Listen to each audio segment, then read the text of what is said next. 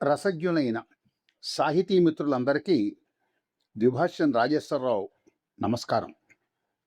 1792, 1799 మధ్యకాలంలో నిజాం నవాబు తన రాజ్యంలోని కడప, కర్నూలు, అనంతపురం, బళ్ళారి జిల్లాలను బ్రిటిష్ వారితో తాను కుదుర్చుకున్న సైన్య సహకార ఒప్పందం మేరకు ధారాదత్తం చేశాడు. దాంతో ఈ ప్రాంతానికి దత్త మండలం అనే పేరు రూఢికి వచ్చింది. అయితే స్వాతంత్రం కోసం ఉద్యమిస్తున్న తర్వాత రోజుల్లో దత్త మండలం అనే పేరు ప్రజలకు చాలా వెగటుగా తోచింది. అలాంటి సమయంలో ఆయన 1927వ సంవత్సరంలో రాజమండ్రి నుంచి ఉద్యోగరీత్యా బదిలీపై అనంతపురం వచ్చారు. వచ్చిన తొలి రోజుల్లో దత్త మండలం అనే పేరు విని వారికి చాలా బాధ కలిగింది. దత్త అనే పేరుతో 128 పంక్తుల్లో మంజరీ ద్విపదలో ఈ సీమ ఘనతను ఆయన గానం చేశారు. దత్తనందురు నన్ను దత్త ఎట్లగుదు రెత్త మాటల చేత చిత్తము కలగే అని ఎంతో వ్యధ చెంది, ఇచ్చినదెవరో పుచ్చినదెవరో పుచ్చుకున్నట్టు ఆ పురుషులు ఎవరో తురకబిడ్డండిచ్చే దొరబిడ్డ పట్టే అని విమర్శించి, అత్త సొమ్ముకొని అల్లుండు దానమమర చేసినన్నుటులు అట్టులో ఉన్నదని ఎద్దేవా చేశారు.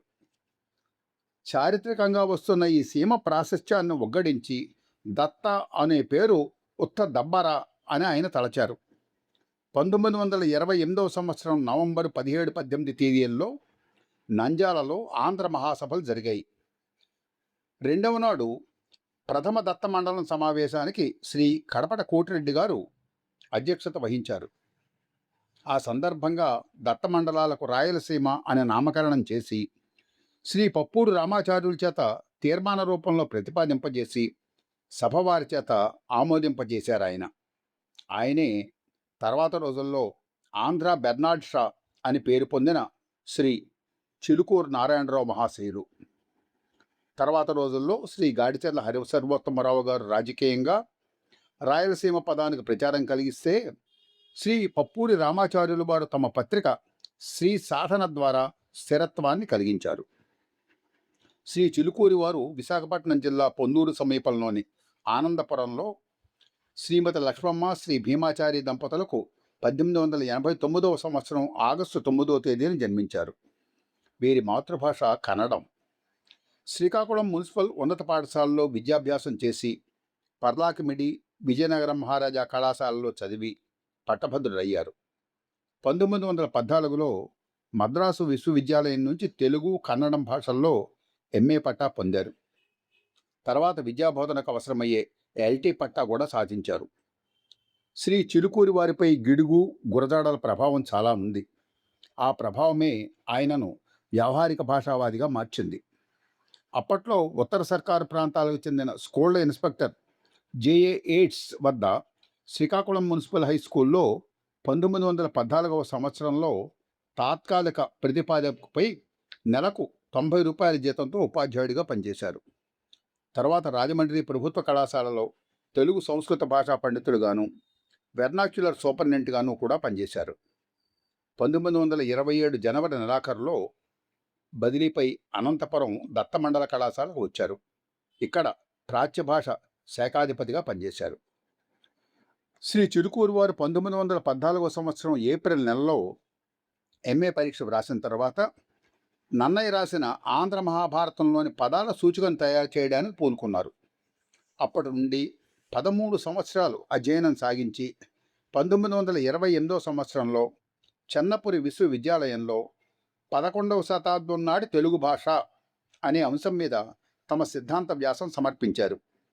ఇదే తెలుగు వాంగ్మయంలో మొట్టమొదటి పిహెచ్డి గ్రంథం. దీన్ని అనంతపురం శ్రీ సాధనా ముద్రాక్షరశాల వారు 1928లో ముద్రించారు.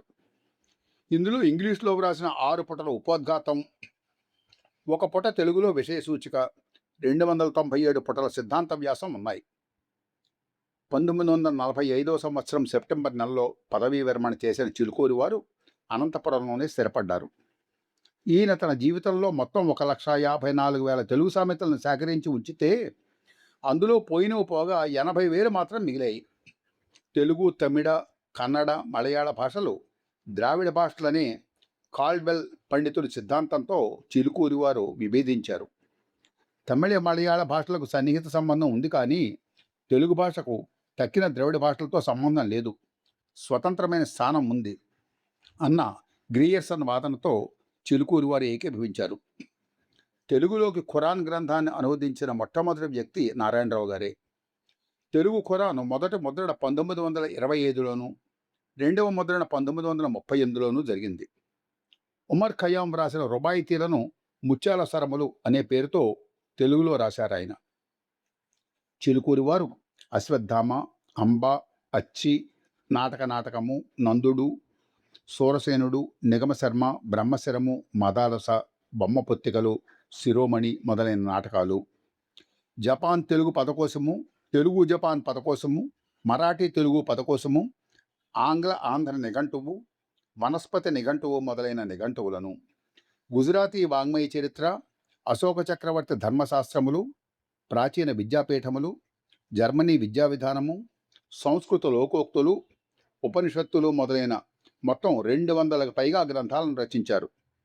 ఆంగ్లంలో 10కి పైగా గ్రంథాలను రచించారు. శ్రీ చిలుకూరి వారి కృషిని గుర్తించి బ్రిటిష్ వారు 1947 జూన్లో మహామహోపాధ్యాయ బిరుదును ప్రకటించారు. కానీ నాటి ఇండియా ప్రభుత్వము పరప్రభుత్వములు ఇచ్చిన బిరుదులు స్వీకరించడం నిషేధించినందున వీరు దాన్ని తీసుకోలేదు. 1947 నవంబర్లో కాశీ సంస్కృత విద్యాపీఠము మహోపాధ్యాయ బిరుదంతో పాటు జోడు శాలువలు కప్పి వీరిని సన్మానించారు.